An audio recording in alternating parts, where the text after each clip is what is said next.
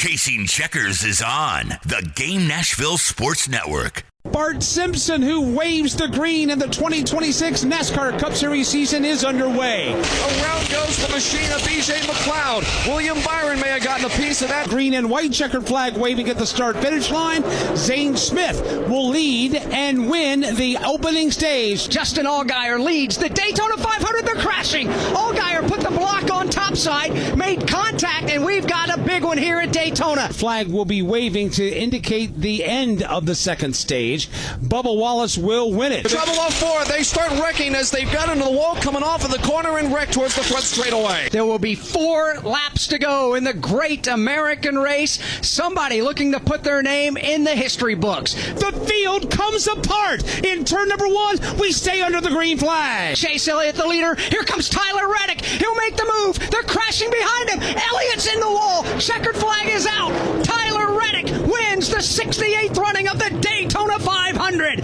And that's how it sounded on the Motor Racing Network, the great American race, the Daytona 500. Welcome into Chasing Checkers here on 102.5 The Game.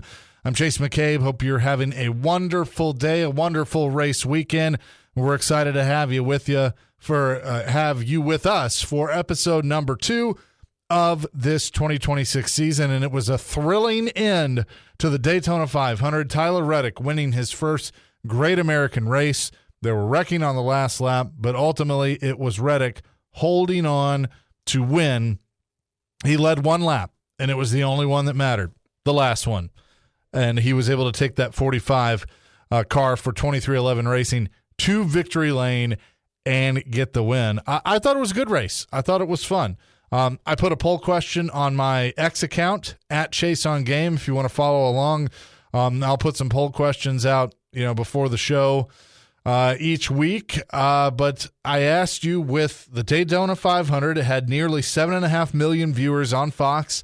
It was up 11% in the ratings from last year. How would you rate this year's race? And the majority was a B. 37.5% gave it a B. I think that's fair. I think, people were a little down on the fuel mileage stuff.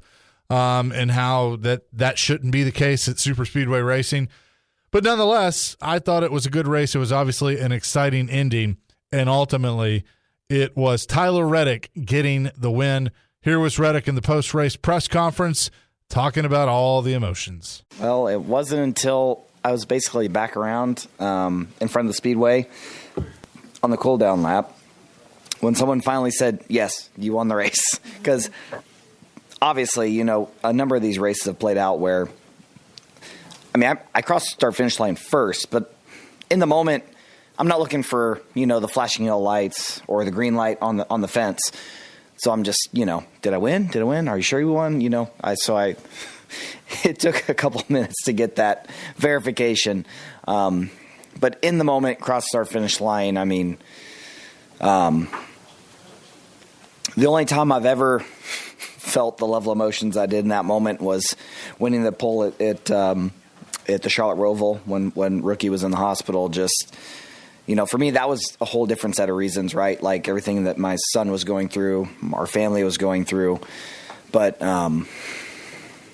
crossing the start-finish line first here in this race, the race that I watched a lot of NASCAR racing growing up, but I would never miss a Daytona 500 as a little kid growing up out in California, sitting with my family on Sunday watching this race. And I just, again, dreamed of one day just having an opportunity to run this race. And I've had, this is my 8th opportunity to run this race, I believe. And it wasn't the smoothest day, but, when it mattered at the very end, we did a really good job of being in the mix.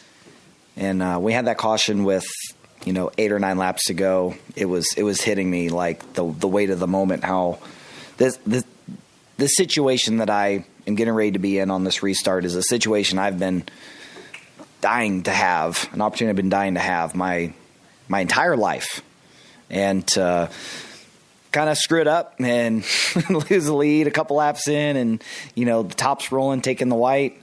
I was like, damn, that sucks. And then they wrecked, and it was just, it may have seemed chaotic watching it, but from my seat, the whole last lap played out really slow and really smooth, and everything kind of just fell into place how I wanted it to. Tyler Reddick was asked later in the press conference if he thought he owed Riley Herbst a beer, and he said, I'll buy him whatever he wants for helping me win the Daytona 500. His teammate, obviously both share a sponsorship with Monster Energy, and so I think he probably owes him one after that. Ricky Stenhouse Jr. was second, Joey Logano third, Chase Elliott fourth, albeit all these guys were crashing as they went across the start-finish line. Brad Keselowski comes home fifth. Then it's Zane Smith, Chris Buescher, Riley Herbst, Josh Berry, and Bubba Wallace rounding out the top 10. Ricky Stenhouse Jr., I thought, when Chase Elliott got kind of taken out, Chase was coming out of 4, had the lead. Everybody was thinking, maybe it's Chase's day, and unfortunately it was not. I thought Stenhouse was possibly going to get the win. He didn't. He finished second. Here was his conversation with Fox Sports. Well, so close to a second Daytona 500 championship. Had to settle for second place. Bring me through that final lap. It was wild. Restarting 13th there. Felt like we pick and chose, the right lane, especially down the back straightaway. I told my spotter I wanted to, probably get up to the top eventually, and we kind of worked our way up there. And then all of a sudden we're, pushing. We're in the top 5, and, anything can happen from there. And the wreck happened. We took the lead going into 1. I was, kind of praying for a caution there, but NASCAR did a good job letting it, race back to the line. And then I thought we were done down the back straightaway, and then all of a sudden the 22 and I got hooked up, and wreck happened there coming to the line. The seas parted. I thought I was going to go through to take the win, and I didn't see the 45 so far out front. So got clipped by the 22, but our Chef Boyardee Chevrolet ran really, really strong there when we needed it to. We had a strategy to, go to the back from the start and be around at the end, and everything worked out perfectly. The guys did a great job preparing a car, and we'll take a top 5, a second-place finish, close to another Daytona 500. Bittersweet, but, good momentum. We'll go to Atlanta and try and get one. So that is former Daytona 500 winner Ricky Stenhouse Jr., who comes home second in the Great American Race. That ending, I'm watching it. I'm with my buddy Rick. We're kind of like, I don't think who was coming to the start-finish line. I'm like, they're not going to win the race. That never happens. The first wreck happens. Chase Elliott is basically given the lead, goes out front, has it all the way down the back stretch, and I'm even thinking, unfortunately, Chase is not going to win this thing. And it turned out to be right. Here's Chase Elliott with Fox Sports talking about the ending of the race.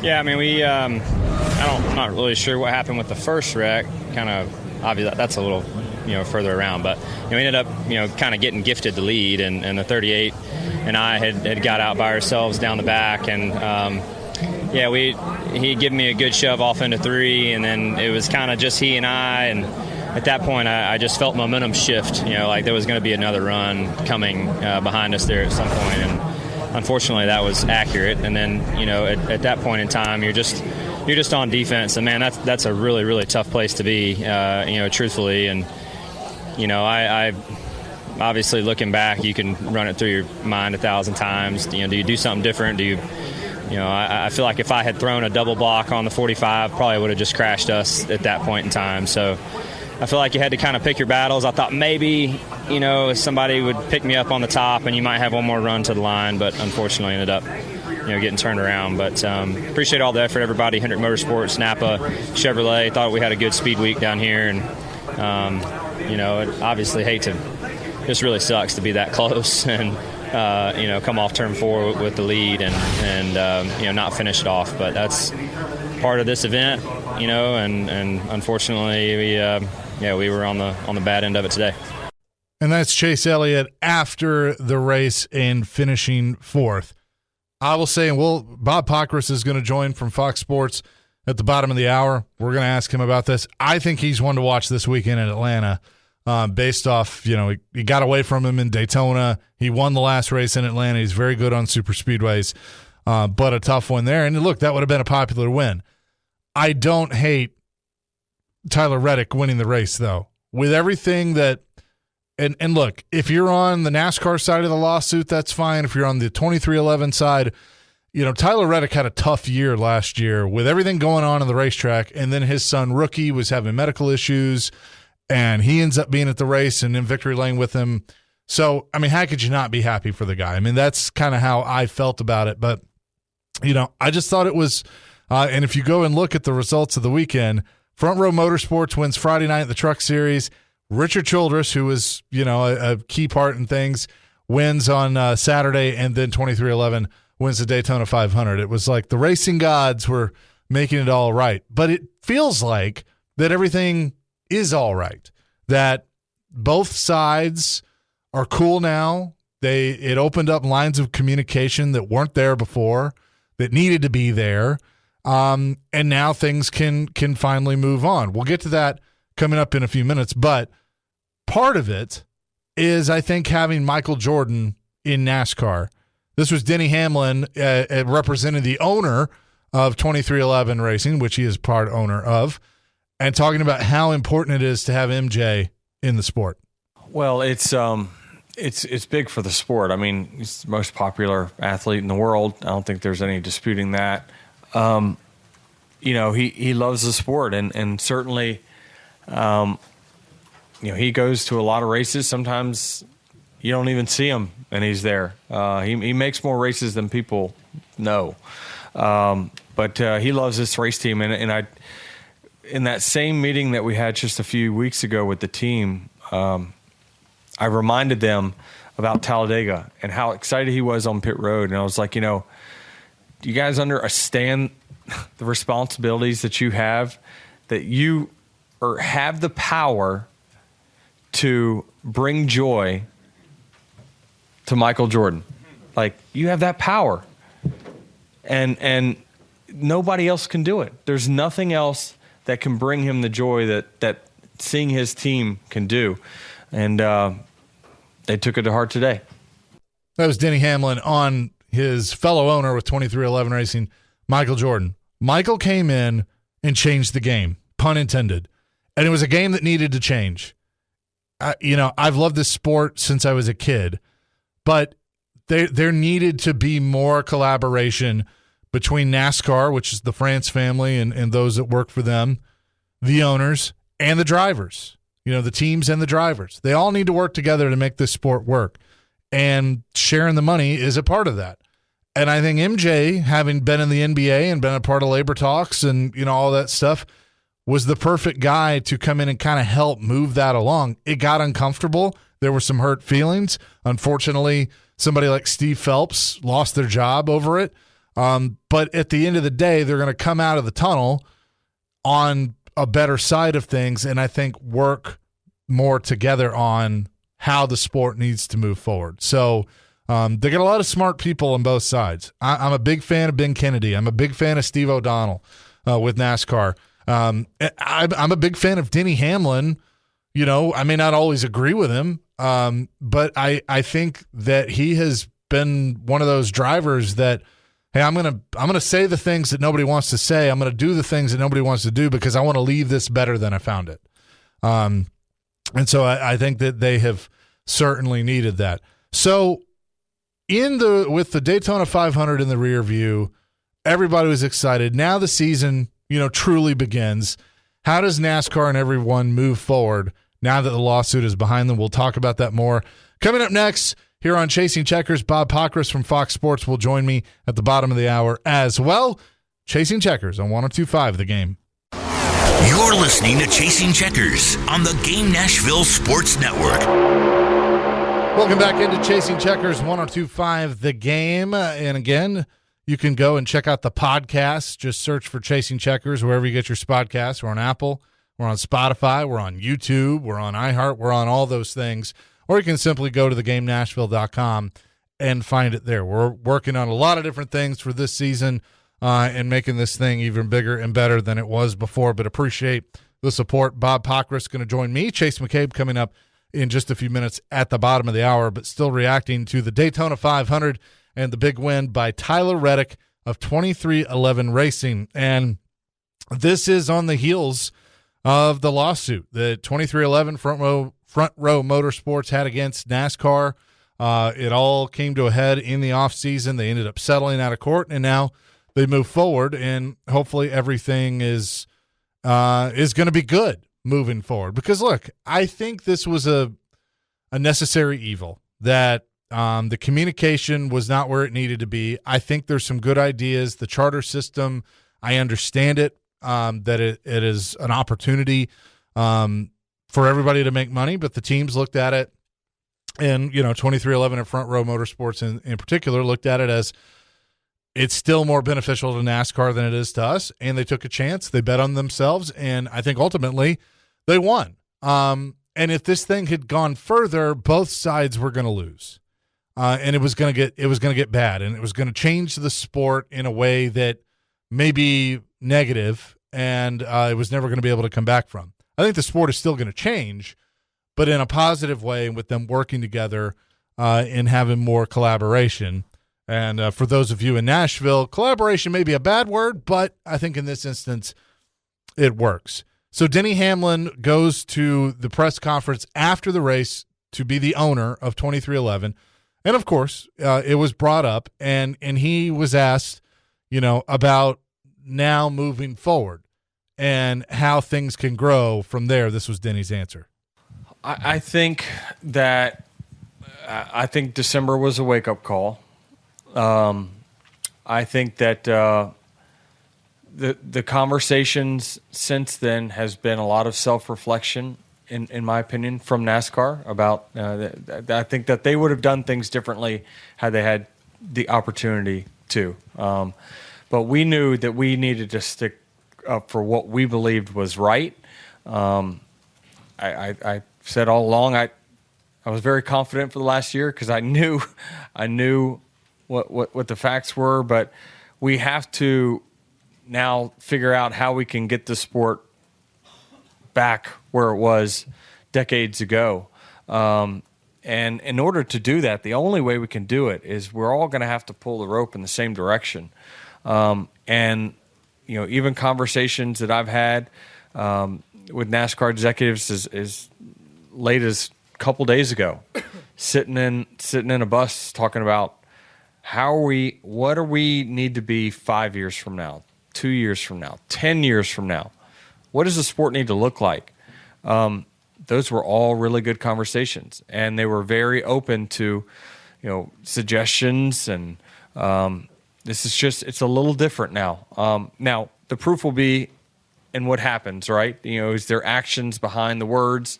But it seems like there's more of a collaborative pull of the rope than what I've even since December. The team owner meetings were much more productive than what they've been really since I've been an owner. So it seems like they're willing to make the changes that it needs to make the sport grow, because we're all going to be better when the sport grows, and we've got to work really, really hard at it. But I think we can get there. And that's Denny Hamlin. And look, I don't disagree with what he said there. I think the proof is going to be in the pudding. Are you going to back up the things that you say and do the things that you say? That is what's going to happen first. But the fact that they're having open dialogue on where the sport needs to go. And listen, Denny Hamlin has always been this guy. I will never forget. Ironically, it was at the Atlanta Motor Speedway. I went down to cover that race, and they did a driver kind of get together. Like they brought in like the top 20 drivers in points, and Denny was one of them. And I remember asking him, because he had been pretty outspoken on some things to that point, and I said, you aren't afraid to say what is on your mind and what needs to change. Why do you feel like you got to be the guy to do that? And he looked me in the eye and basically said, look, I want to leave this better than I found it. And it's a great sport. It's been great for me and my family, but I want these young drivers aren't going to do that right now. And they need to speak up for themselves, and they need to defend themselves. And so I'm trying to do that for them. So when I'm not in the sport anymore, as a driver, now this was before 2311, that I can, leave it better than the way I found it, and they can have an opportunity to, really flourish with a sport that's kicking butt like as he mentioned in the clip, that it was doing 20 years ago. We just talked about the 25th anniversary of Dale Earnhardt's death and how much the sport has changed since Dale Earnhardt died. There's not a Dale Earnhardt. They don't have that guy anymore. Chase Elliott's the most popular driver. He's like one of those guys. He's not Dale Jr. So they have got to – they don't have Darrell Waltrip. They don't have Rusty Wallace. They have a new crop of drivers, and so you've got to be able to build off of that and find those personalities and stop relying on what was. I was blown away, and Bob Pockrass will be our guest here in a few minutes. He did a piece for Fox Sports talking about the we've lost Dale Earnhardt special that they did, and one of the things he said was 25 years after his death, Dale Earnhardt is still top 10 in merchandise sales. Like, that doesn't surprise me, but at the same time, like, it's cool, and I'm glad that people are remembering one of the greatest drivers to ever do it. But at the same time, that's kind of a problem because you have a bunch of drivers that you should be able to market, and they got to do a better job of that. And so I think that, as he said, everybody's got to pull the rope in the same direction.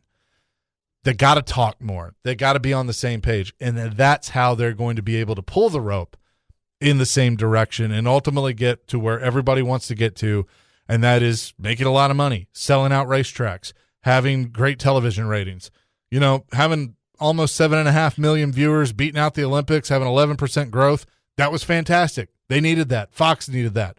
They needed people to see that. And I think there was a really good feeling going into race weekend. But that's the Daytona 500. How do you keep that going this weekend at Atlanta? How do you keep that going next weekend at COTA? And so on and so forth. That's where the dialogue and the discussion has to continue, and hopefully it will. This is Chasing Checkers here on 102.5 The Game. I'm Chase McCabe with you. Coming up next, we'll talk to Bob Pockrass from Fox Sports. He's all over pit road, both in the NASCAR garage and the IndyCar garage. We'll get into a little bit of both. Coming up next, again, if you missed any episode, just subscribe to the podcast. You can find it on Apple, Spotify, Amazon as well, and also on YouTube. Just search for Chasing Checkers or simply go to thegamenashville.com. It's Chasing Checkers here on 102.5 The Game. This is Chasing Checkers. Your sports live here on the Game Nashville Sports Network. Chasing Checkers, 102.5 The Game here on this Friday as we get ready for Echo Park Speedway, formerly known as Atlanta Motor Speedway this weekend, but fresh off the Daytona 500. And to talk more about that, we say hello to the wonderful from Fox Sports, Bob Pockrass, who joins us now. Bob, how are you? I'm doing great here at Echo Park Speedway, looking at some trucks and be looking at some Cup cars here pretty soon. Well, we'll get into that here in a second, but I know you at Fox have to be excited. 11% increase, almost 7.5 million viewers for the Daytona 500. The weather cooperated. It came in later. They got the race in. It was an exciting finish, and I think it was just a cool vibe going into race weekend because no more lawsuit, and it was just strictly focused on racing, so everybody had to be happy about that. Yeah, and I think people are stoked about the new point system or the old point system. What's old is new again, and a lot of just the build up to the 500. With Tony Stewart coming back and racing a truck and everything, it was there was a lot of good feeling there. And then you talk about a wild finish to the Daytona 500 and Michael Jordan celebrating in Victory Lane. And I think people are smiling pretty big. Yeah, and kind of going back to what I said with the vibe, and there's this kind of, I don't know if it's a new era, but like kind of a fresh era where the hurt feelings are being worked through and the lawsuit is done. What is that vibe that you feel when you're around both the owners and people in NASCAR? I think the feeling is that they know that the foundation of the lawsuit was partially because they just had not collaborated well enough. They tried, right? They tried to work together on a lot of things, but for whatever reason, there just wasn't as much trust and as much collaboration as you would want and as you probably need. And that's, there's no like blame on either side. That's just kind of the way things evolved over the last 10 years. And I think now there is a feeling that, okay, if you don't collaborate, if you don't trust, then you're going to be in the same position over another issue in 10 or 15 years. But if you can work together and, and I mean, still there's going to be differences of opinion, but if you can work together, maybe a little better on things, then that can go a long, long way.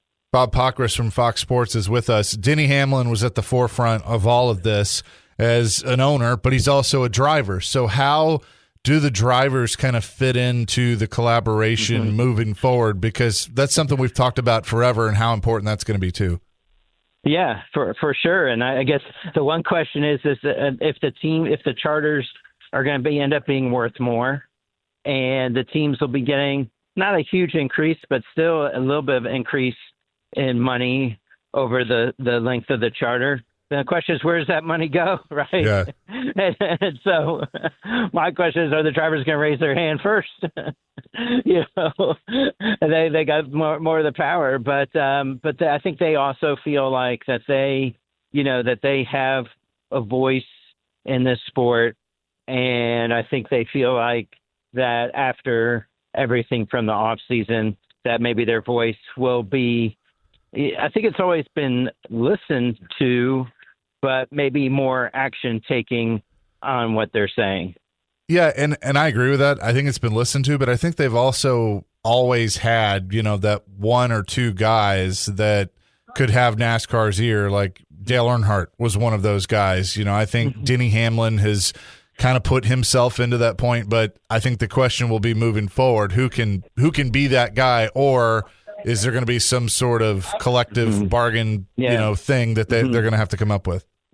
Yeah, I mean, they do have a driver's advisory council. Right. So there is kind of a core group of drivers who work with Jeff Burton and some others to try to address issues that the drivers face. And when they go to San Diego, there'll be a lot of discussion between that group and NASCAR, just as far as if there are any issues with the track layout and everything. But, again, I think I think you're still kind of waiting to see. I would say one driver who's really probably emerged big is Christopher Bell. He's become much more comfortable in his voice after the way he handled him not making the championship round in 2024.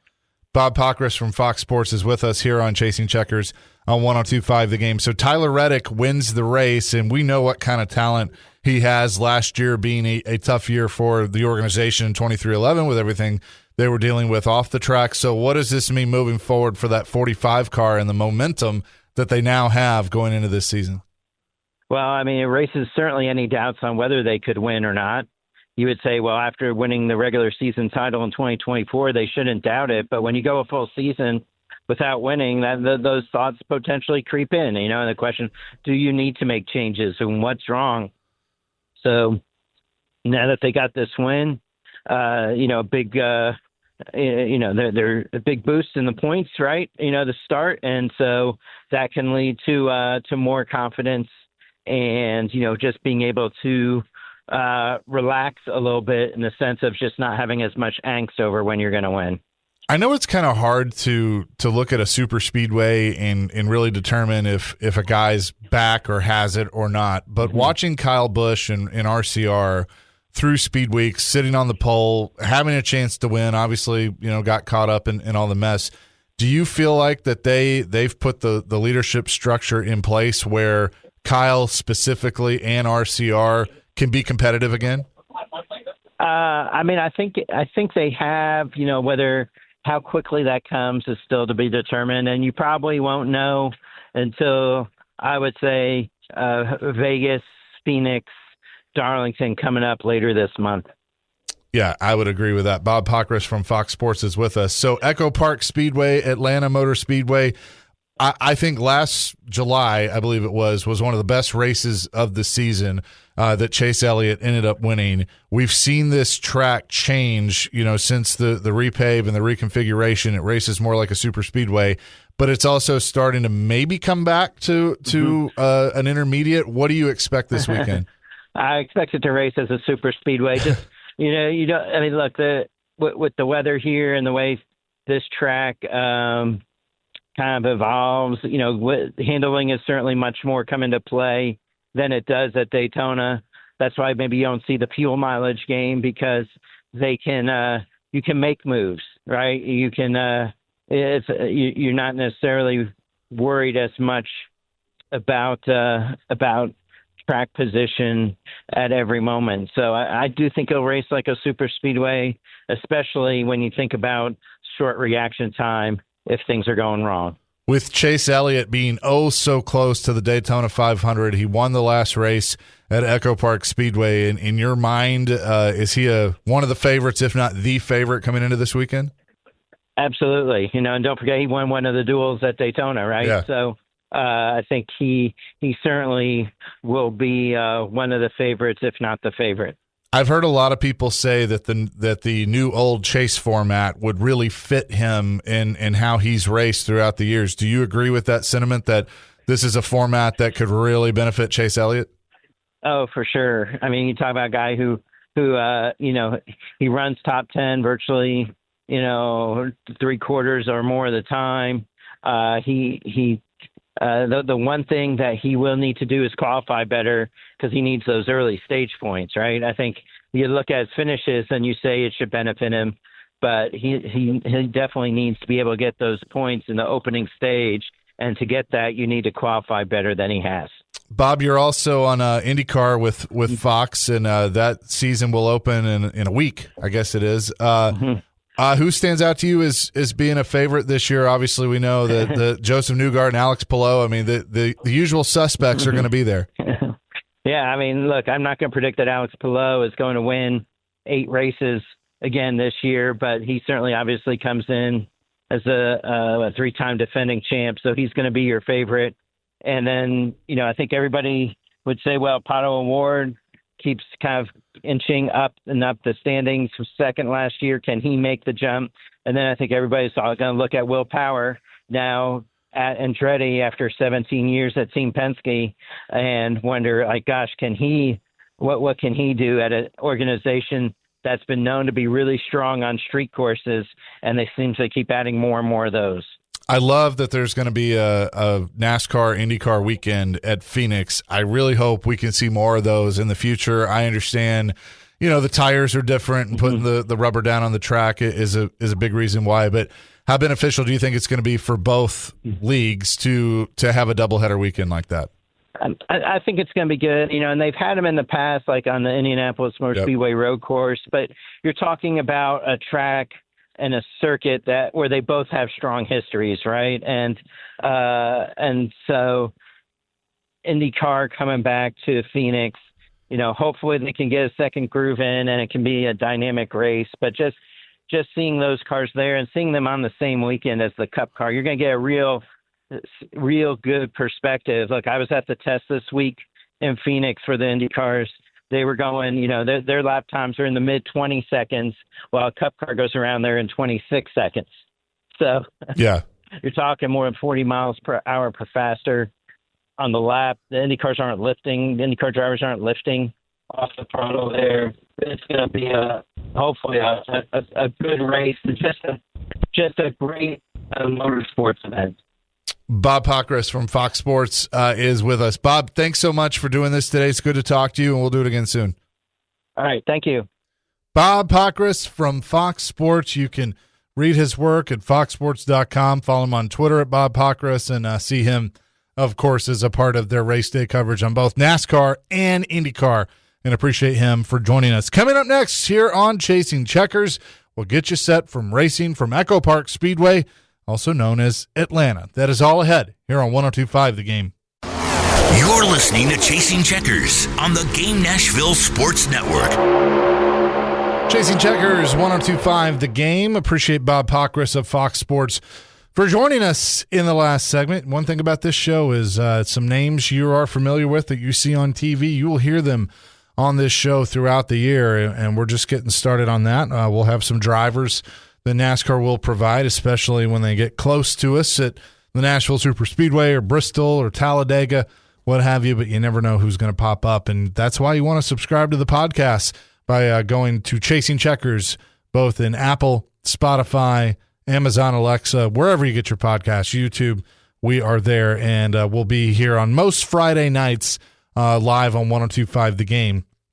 But check thegamenashville.com for that, because there may be some conflicts with Vanderbilt baseball. You can also hear a replay during the weekend as well. So let's get you set for Echo Park Speedway or the Atlanta Motor Speedway. And kind of doing some digging on this. Obviously, Chase Elliott is coming off the win as he won back in June. What a race it was. He started 15th. He ended up winning the thing. He led 41 laps in the victory. He was 9th in stage 1, 2nd in stage 2, and then ends up taking the victory for that number 9. He finished 20th in the race last year in February.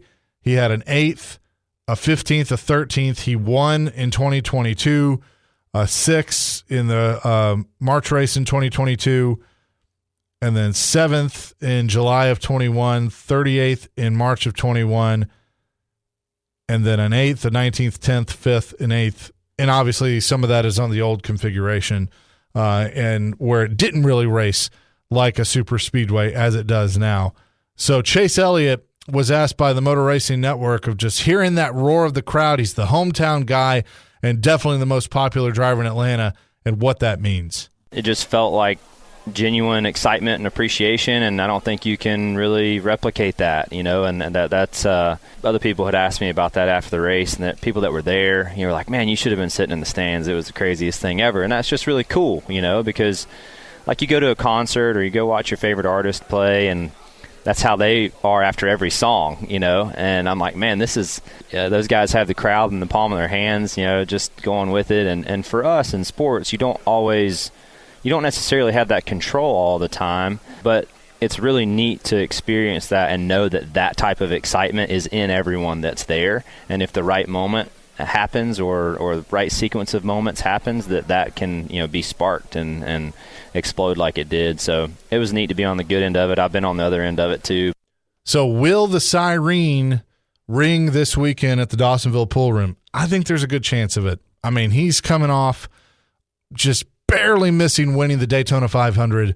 He's coming off the win last year at this racetrack. It's his hometown track. He's pretty darn good there when you look at it overall. So I kind of feel like Chase Elliott is going to be the favorite, as you heard me ask Bob Pockrass, and that he could get his first win of the year there. Somebody, though, that I would pay attention to that has been sneaky good in 4 career races at Echo Park Speedway, a.k.a. Atlanta. Carson Hocevar. He's got a 10th, a 2nd, a 16th, and a 19th with Spire Motorsports. And you may look at that and go, okay, well, it doesn't blow you away as a second. But he in the stages, he was, 5th in a stage, 7th. I mean, he's always right around it, and he's turning into a pretty good super speedway guy. He was right there in the mix in the Daytona 500. Here was Carson Hocevar with MRN on why he's so good at Atlanta. Well, I've been envious and watched every old bumpy Daytona race since I don't know what year. And so every time I get to run Atlanta, it just reminds me of bumpy Daytona, where you can just draft by yourself and you don't need anybody, and you can just make moves and time things, and it's basically all offense. And it just works really well for me. If this move didn't work, I'll just get back in line and make the next one. And then if that didn't work, I'll make the next one. Eventually, one of my 6 moves is going to work, and I'll gain spots, and then the next one works. And, I mean, ultimately, I'm just smiling the whole time because it reminds me of bumpy Daytona, and I'm getting my fix, and it's something I've always wanted to do. So that's the closest thing we got. Use one of his 6 moves. He's like John Cena. He's got, instead of 5 moves of doom, he's got 6 moves of doom. But he'd be somebody, like, if you're wanting to look at, kind of maybe off the beaten path. And look, by the way, Carson Hocevar is getting better and better and better. Spire Motorsports is getting better and better and better. Would not be shocked if Carson Hocevar does not get his first win soon, very, very soon. I mean, you look at some of the drivers that are looking, Ty Gibbs, we all thought it would happen by now. Carson Hocevar is just another one. And then this guy, Noah Gragson, who is not very good at Atlanta and has struggled there. Could he turn it around? And the thing is, he's pretty good on super speedways. Like, he can hang. Could he turn it around and find victory lane? He was asked by MRN on why Atlanta has been a struggle. Atlanta, I'm absolutely horrible at, and I've finished one of like 8 or 9 races that I've been there. So Atlanta's been really, really hard for me. And I think Atlanta's kind of been like how every track was for me last year. We've run good there, just don't have the finishes to show where we were running because we got collected in a bunch of wrecks last year, and that's what's happened to me at Atlanta. Just wrong place, wrong time. I don't know if I should just roll around in the back all day and just cruise. Like, I've went with that mentality. I went with the mentality of I'm trying to go up and lead every lap, and I've only finished one of these things. So it's been a tough one for sure at Atlanta. So maybe he can change his fortune a little bit this weekend at Echo Park Speedway or Atlanta and get a better finish. I mean, whether it's been he ran a couple races for Colleague or Legacy Motor Club, Stuart Haas, front row. He's obviously bounced around a little. He just hasn't been able to find consistency. Maybe he can do it this weekend because, as we all know, and we didn't really get a chance. We had a short show last week. We didn't get a chance to talk about this as much. It's all about consistency because the chase is back. No more winning you're in. Just, for those of you that are new to this and thought, well, Tyler Reddick won the Daytona 500. He's in the playoffs. No, he's not. He's leading the point standings right now, but you still have to qualify for the chase, which is 16 drivers, not 10 like it once was, for the final 10 races of the year. 16 drivers get into the chase, the top 16 in points, but wins mean a lot, but they don't automatically lock you in. Points racing is officially back, which I love. I was a fan of it. So I am old school. I am fine with this being the format. So the points after Daytona are as follows. Tyler Reddick is the points leader because he has 58, but Joey Logano's right behind him with 46, Chase Elliott with 43, Zane Smith with 41, Stenhouse with 39. That's your top 5. Stenhouse, Keselowski, Buescher all have 39 points. Bubba Wallace with 37, Carson Hocevar with 36, and Ryan Blaney with 36 as well. That's how the top 10 looks. I think this is going to be a lot of fun, that you're going to have more strategy. You still might have guys going for it for the win as they should because, again, the win does matter. It does give you more points. But I love the idea of the chase format. William Byron was asked by the Motor Racing Network about the format changing and if he's going to miss the old playoff format. No, I don't miss the stress of every third race, and what that brings, and honestly, just the stress for 10 weeks. It really, it was pretty grueling just to go through those emotions all the time and not always be in control of that. You look at other sports and they have a 3 or 4 week playoff, and ours lasts for pretty much a season, pretty much all of the fall. So it's interesting. I mean, we had good success with it, but I was pretty relieved and happy and just thinking about what I guess my career can look like now that this is the format we have. So hopeful that they keep it for a while, and you're gonna see the fruits of your labor, good or bad, in this format. So hopefully it's good for us, but it's probably gonna be a little bit less unpredictable as a driver and just those emotions you go through. I think a lot of drivers are going to answer it that way, that they're, maybe the chase wasn't what they wanted, but the way that it was. And look, I knew, I was okay with winning you're in for a while, but I think last year was so apparent when the best driver in the entire season finished second. And that was Denny Hamlin. Denny Hamlin deserved to win the championship last year. I don't care who you are and what you say. He did. Connor Zilic deserved to win the Xfinity Series championship, now the O'Reilly Series. He didn't because of the way the format was, coming down to one race. You do the best in this race, you win the championship. Shouldn't be that way because I get you can say, well, in other sports, it comes down to one game. It's a little bit different, but also usually the best team ends up winning once you go through the playoffs.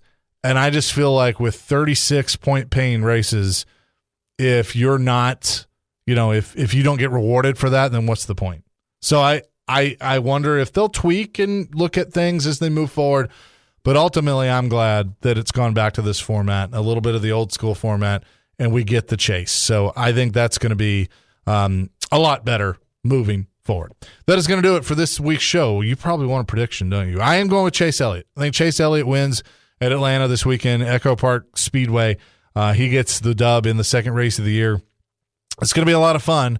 And, of course, you can hear it on the Game Nashville Sports Network by tuning in. It's on Sports Talk 8:30 a.m., but you can also listen on the Game Nashville app. So if you listen to our daily shows via the app, all you have to do is open that up and click on Sports Talk 8:30 a.m., and you can listen to the race. That is how you can do it, or you can tune in on your radio dial 8:30 a.m. starting at 1 o'clock on Sunday. My thanks to Bob Pockrass and all of you. Subscribe to the podcast. Just search for Chasing Checkers, and we'll talk to you next week here on 102.5 The Game.